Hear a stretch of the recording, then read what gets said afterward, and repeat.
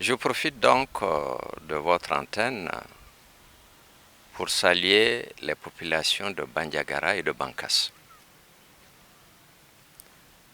et les féliciter pour l'accompagnement dont l'Académie a bénéficié. Ce matin, nous avons fait le lancement du bac. Mais avant cela, on a fait le lancement du DF, du CAP et du BT.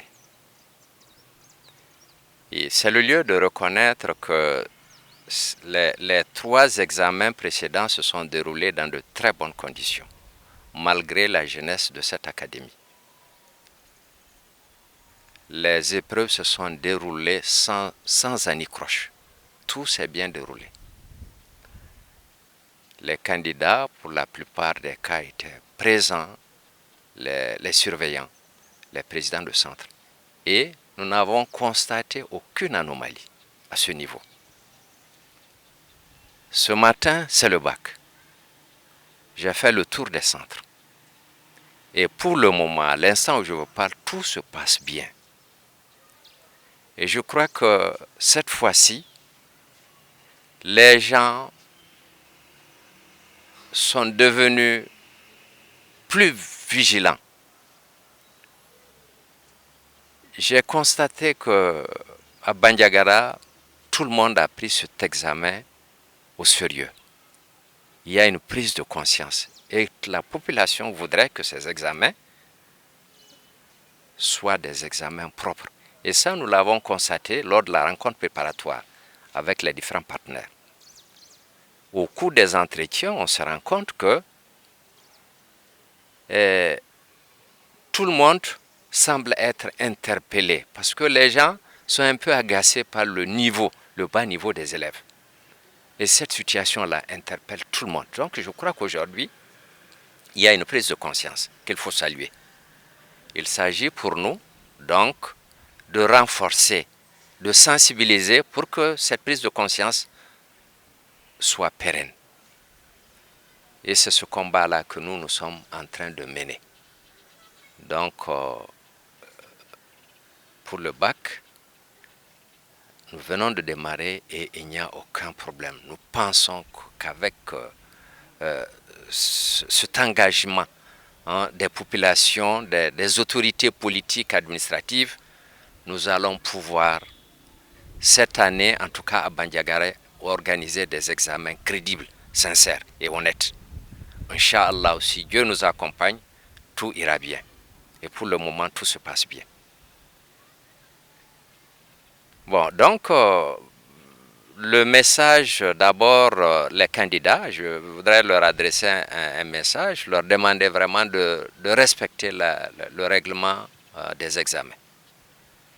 Donc, on demande aux candidats de compter sur eux-mêmes, sur leurs propres efforts. De ne pas chercher à frauder, ça ne sert à rien.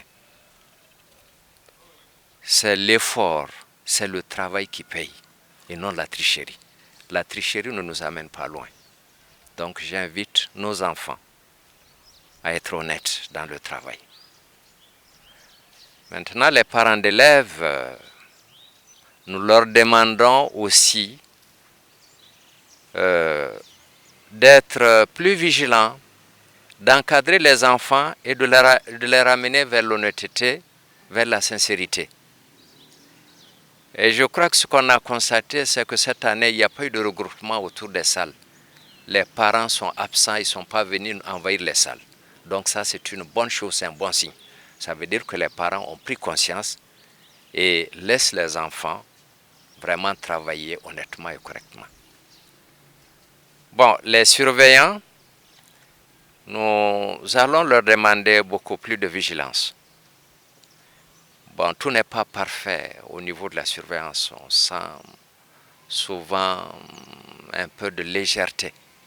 Et nous demandons aux enseignants qui sont les surveillants vraiment d'être professionnels, de surveiller avec beaucoup de concentration pour pour éviter les déconvenus possibles, pour éviter la fraude et tout ce qui entache, en tout cas, l'image de l'école.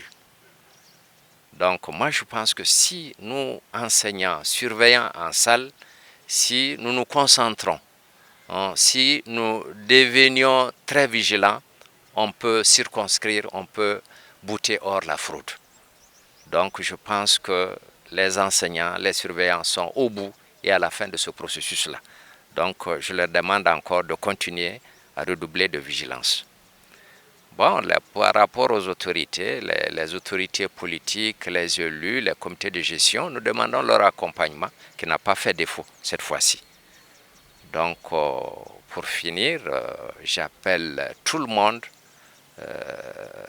tous les citoyens à une prise de conscience parce que le niveau des élèves est là, il nous interpelle fortement.